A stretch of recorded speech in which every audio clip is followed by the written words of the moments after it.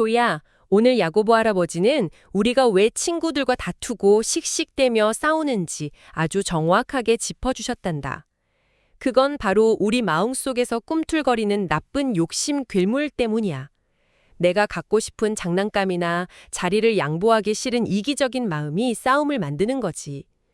우리가 원하는 것을 얻지 못하는 이유는 하나님께 올바르게 기도하지 않기 때문이란다. 기도를 하더라도 내 나쁜 욕심만 채우려고 잘못 구하면 하나님은 들어주시지 않아. 야고보 할아버지는 세상의 나쁜 것들과 친하게 지내는 것은 하나님과 원수가 되는 아주 슬픈 일이라고 하셨어. 하나님은 우리 마음속에 계신 성령님이 질투하실 만큼 우리를 엄청나게 사랑하신단다.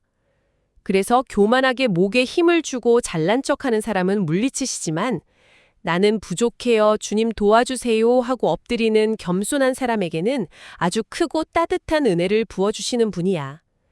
그러니 우리는 하나님께 찰싹 달라붙어 복종하고 나쁜 생각을 심어주는 마귀를 향해서는 안 돼 하고 씩씩하게 대적해야 한단다. 그러면 마귀는 깜짝 놀라 도망칠 거야. 그리고 아주 중요한 약속을 해주셨어. 주님 앞에서 나를 낮추면 주님이 우리를 가장 높은 곳으로 안아 올려주신다는 약속이지. 또 친구들을 함부로 미워하고 쟤는 왜 저래 하며 흉보거나 판단해서도 안 돼.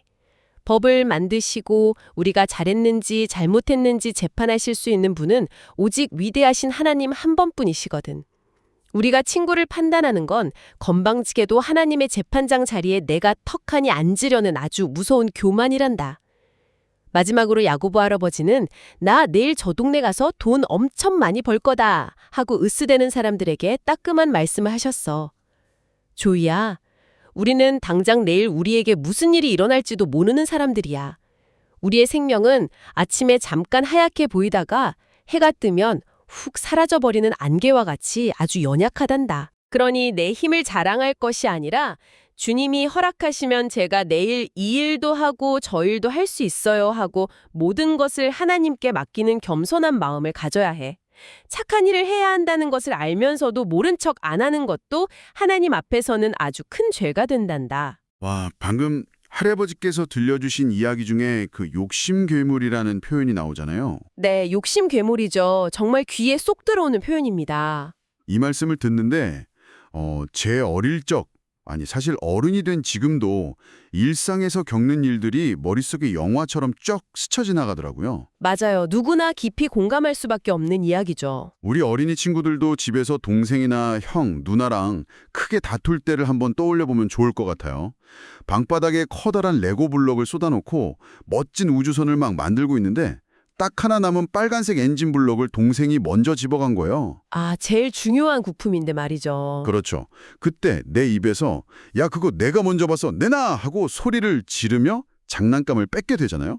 부모님들이 달려오시면 우리는 항상 동생이 먼저 뺏어갔어요 라고 남의 탓을 하죠. 우리가 겉으로는 그렇게 상황이나 다른 사람을 탓하기가 참 쉽습니다.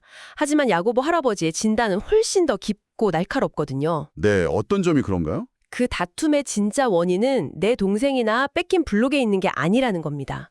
바로 내 마음속에 숨어서 꿈틀거리는 정욕, 그러니까 이기적인 욕심 때문이라고 콕 집어내시거든요. 아, 내 마음속에요. 네, 내가 손해보기 싫고 나 혼자만 재밌게 놀고 싶고 내 마음대로 하고 싶은 그 뾰족한 마음이 욕심 괴물에게 먹이를 줘서 덩치를 아주 큼지막하게 키우는 겁니다. 이 괴물이 커지면 커질수록 친구와의 평화는 깨지고 다툼이 일어나는 거죠. 듣고 보니 정말 찔리는 이야기네요. 남을 원망하기 전에 내 마음속 깊은 곳을 먼저 들여다보고 나를 조종하려는 이 욕심 괴물을 찾아내는 게 진짜 문제 해결의 첫걸음이겠어요. 정확합니다. 그런데 할아버지 이야기를 들어보면 이 마음속 욕심 괴물이 단순히 친구와 싸우는 데서 끝나는 게 아니라 우리가 하나님께 드리는 기도하고도 아주 밀접하게 연결이 되어 있더라고요. 우리가 간절히 기도를 해도 어떨 때는 하나님이 안 들어주시는 것 같을 때가 있잖아요. 네, 그 이유를 할아버지가 아주 명확하게 설명해 주셨죠. 만약 우리 어린이 친구들이 부모님께 엄마, 저녁밥 대신 매일매일 초콜릿 아이스크림만 3통씩 먹게 해주세요 라고 졸라댄다고 한번 상상해 보세요. 생각만 해도 배가 아픈데요? 부모님이 우리를 사랑하지 않아서 안 들어주시는 걸까요? 아니죠, 절대로요. 네, 그건 우리 몸을 망치는 나쁜 욕심이라는 걸 아시기 때문에 너무 사랑해서 거절하시는 겁니다. 하나님도 마찬가지십니다. 아, 그렇군요. 우리의 기도가 정말 하나님이 기뻐하시는 좋은 것을 구하는 게 아니라 내 마음속 욕심 괴물의 배만 빵빵하게 채우려는 도구가 되어버리면 하나님은 그 기도를 들어주실 수가 없는 겁니다. 아, 그렇게 들으니 너무 이해가 잘 되네요. 하나님이 우리를 사랑하지 않아서가 아니라 오히려 우리를 너무 세심하게 사랑하시기 때문에 거절하신다는 거잖아요. 맞습니다. 할아버지 이야기에서도 하나님은 우리 안에 계신 성령님이 질투하실 만큼 우리를 사랑하신다고 하셨어요. 온 우주를 만드신 분이 나 한 사람을 그렇게 애틋하게 바라보신다는 게 정말 경이롭고 가슴 따뜻해지는 사실입니다. 정말 경이로운 일이죠. 그러니까 우리가 욕심을 부리고 목에 딱밭하게 힘을 주고 내 맘대로 다 할 수 있어 하고 교만하게 굴면 멀리 하시지만요. 네. 반대로 주님, 저는 너무 부족해요. 욕심 괴물을 이길 힘이 없어요. 저 좀 도와주세요 하고 납작 엎드리는 겸손한 사람에게는 따뜻한 은혜를 넘치도록 부어주시는 겁니다. 여기서 우리가 기억해야 할 아주 멋진 행동 지침이 하나 나오는 것 같아요. 우리는 두 가지 방향으로 완전히 다르게 행동해야 하잖아요. 네, 그렇습니다. 첫째로 나쁜 생각을 심어주고 자꾸 욕심을 부추기는 마귀를 향해서는 어떻게 해야 할까요? 단호하게 대처해야겠죠. 맞습니다. 머뭇거리지 말고 안 돼. 예수님의 이름으로 물러가라 하고 아주 씩씩하게 대적해야 합니다. 그러면 마귀는 깜짝 놀라 뒤도 안 돌아보고 도망친다고 성경은 약속합니다. 와, 통쾌하네요. 그럼 둘째로 하나님을 향해서는 어떻게 해야 할까요? 마치 아기가 엄마 품에 꼭 안기듯이 혹은 강력한 자석이 철썩 붙듯이 하나님께 찰싹 달라붙어 복종해야 합니다. 마귀에게는 안 돼 하고 호통을 치고 하나님 품에는 착 하고 안기는 거네요. 머릿속에 그림이 확 그려집니다. 자, 이렇게 내 마음속 욕심 괴물을 쫓아내고 나면 다 끝나는 줄 알았는데 할아버지 이야기를 계속 듣다 보니 이 교만이라는 가시가 일상생활에서 아주 무서운 다른 모습으로 변신하기도 하더라고요. 어떤 모습이었죠? 바로 친구나 형제를 향해 아휴, 쟤는 왜 저렇게 느려? 쟤는 왜 저렇게 옷을 촌스럽게 입어? 하면서 마음속으로 흉보고 판단하는 행동이요. 아, 그 부분이죠. 솔직히 이 부분에서 저도 참 부끄러웠습니다. 어른들도 운전하다가 갑자기 끼어드는 차를 보면 아니 운전을 왜 저렇게 해? 하고 함부로 평가하게 되잖아요. 남을 판단하는 일은 어른이나 어린이나 할 것 없이 누구나 매일같이 빠지기 쉬운 아주 흔한 함정입니다. 맞아요. 무심코 하게 되거든요. 하지만 야고보서에서는 이 행동이 그냥 가벼운 실수가 아니라 영적으로 엄청나게 위험하고 무서운 행동이라고 경고합니다. 그 이유가 참 중요해요. 네, 어떤 이유인가요? 혹시 법원 구경 가보신 적 있으신가요? 네. 텔레비전 뉴스에서도 본 적이 있고 예전에 법원 견학을 가본 적도 있어요. 제일 앞쪽 한가운데에 아주 높고 크고 위험 있는 의자가 하나 놓여 있잖아요. 재판장님이 앉으시는 자리요. 맞습니다.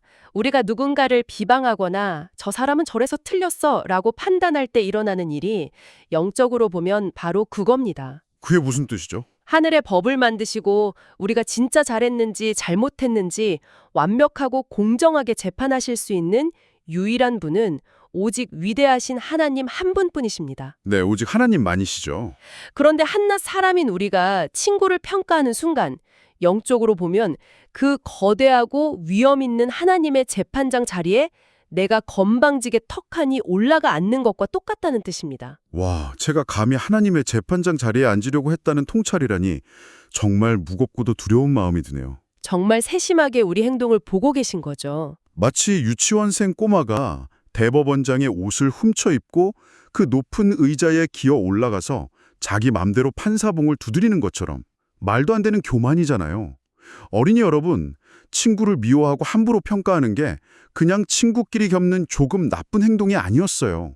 하나님이 앉으셔야 할 가장 높고 거룩한 자리를 내가 빼앗으려는 아주 무서운 교만이라는 걸 우리 꼭 기억해야겠습니다. 우리가 감히 하나님의 자리를 탐내는 그 무서운 교만이 결국 어디서부터 시작되는지 곰곰이 생각해보면요. 우리가 사실 얼마나 작고 연약한 존재인지 깜빡 잊어버렸기 때문입니다. 아, 연약한 존재라는 걸 잊어서요. 네, 그래서 야고보 사도는 오늘 이야기의 후반부에서 인간의 연약함을 설명하기 위해 아주 기가 막힌 비유 하나를 꺼내듭니다. 아침에 잠깐 보이다가 사라지는 안개에 우리 인생을 비유한 것이죠. 와, 안개요. 정말 마음을 숙연하게 만드는 비유네요. 혹시 새벽 일찍 색이나 커다란 호숫가에 자욱하게 낀 안개를 보신 적이 있으신가요? 네, 그럼요. 어릴 때 가족들과 캠핑을 갔다가 새벽에 일어난 적이 있는데 정말 온 세상이 하얀색 물감으로 칠해진 것처럼 안개가 짙게 끼어 있었어요. 앞이 하나도 안 보이고 마치 두꺼운 구름 소미불이 온 산을 다 덮어버린 것처럼 굉장해 보였죠. 엄청 거대해 보였겠군요. 네. 와, 이 안개가 세상을 다 삼켜버렸나 봐 하고 신기했었거든요. 그런데 그렇게 온 산을 다 덮을 것처럼 대단해 보이던 안개가 시간이 조금 지나서 해가 떠오르고 따뜻한 아침 햇살이 한번 쫙 붙이면 어떻게 되던가요? 정말 언제 거기에 있었냐는 듯이 마술처럼 흔적도 없이 혹 사라져버리죠. 맑고 파란 하늘만 남고요. 바로 그 지점입니다. 사람들은 흔히 자기가 영원히 무너지지 않는 거대한 쇳덩어리로 만든 태산쯤 되는 줄 착각하며 살아갑니다. 어린들도 그렇잖아요. 나 내일 저 동네 가서 아주 기막힌 사업으로 돈을 엄청 많이 벌 거야 하거나 내년에는 우리 가족 멋진 곳으로 완벽한 계획을 세워서 여행을 갈 거야 라고 장담하죠. 맞습니다. 어린이 친구들도 난 내일 하루 종일 내 맘대로 오락만 하고 펑펑 놀 거야 라고 고집을 부리곤 하죠.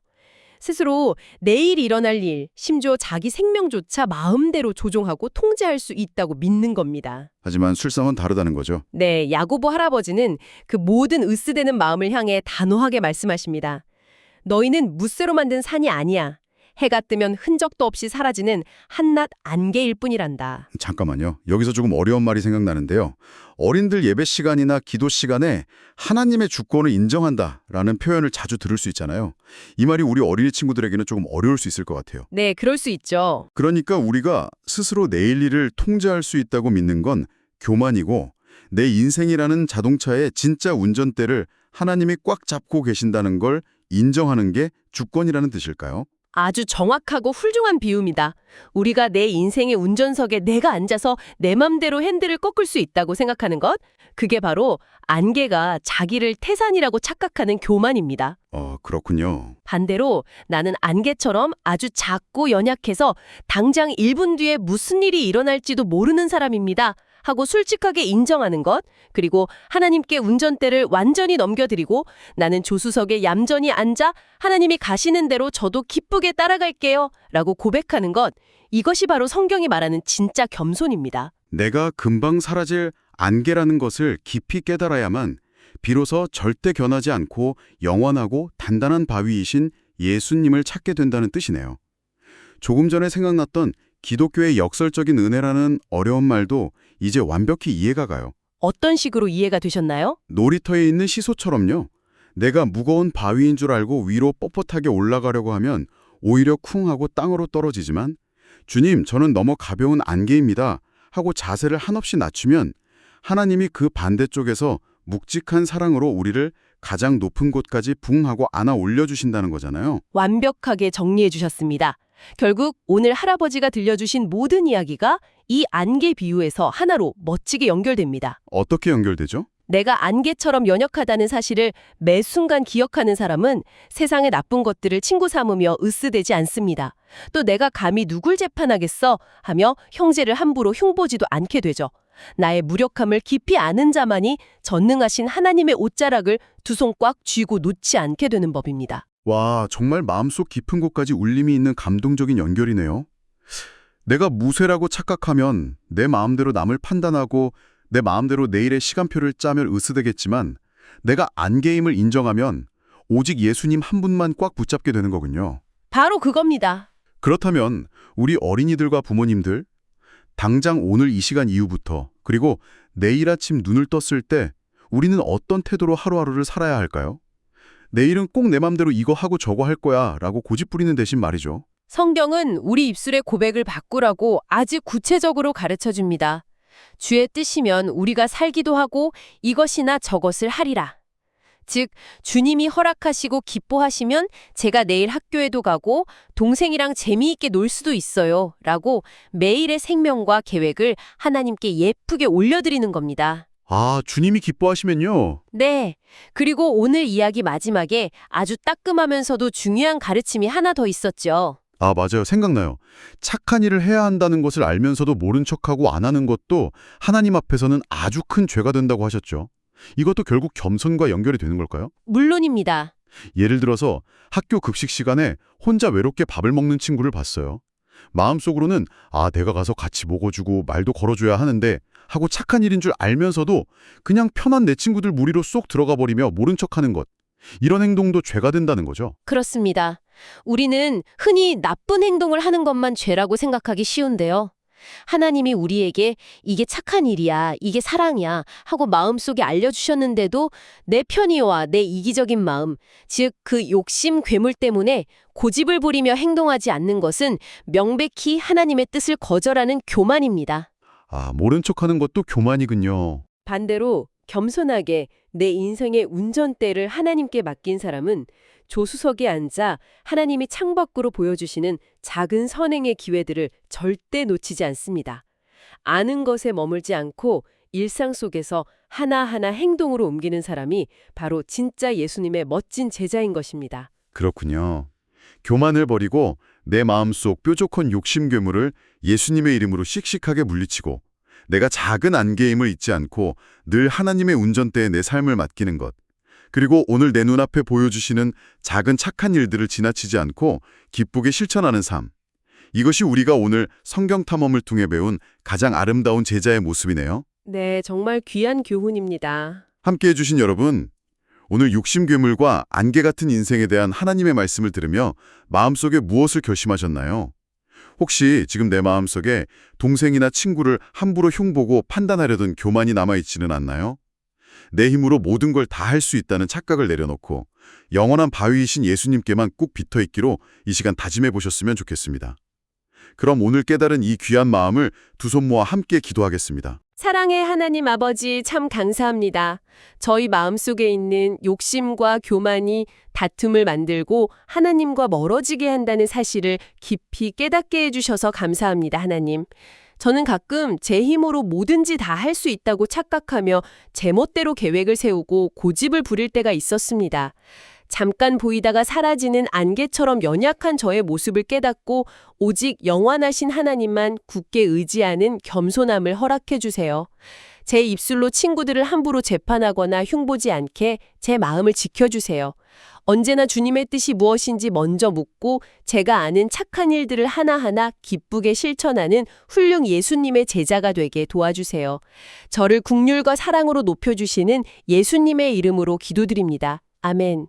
조이야, 으쓰대며 자기 힘만 믿던 부자들에게 야고보 할아버지는 아주 무서운 경고를 날리신단다. 반대로 꾹 참고 인내하며 기도하는 사람들에게는 어떤 놀라운 기적이 찾아올지 야고보서의 마지막 이야기도 할아버지랑 같이 기대하며 읽어보자꾸나.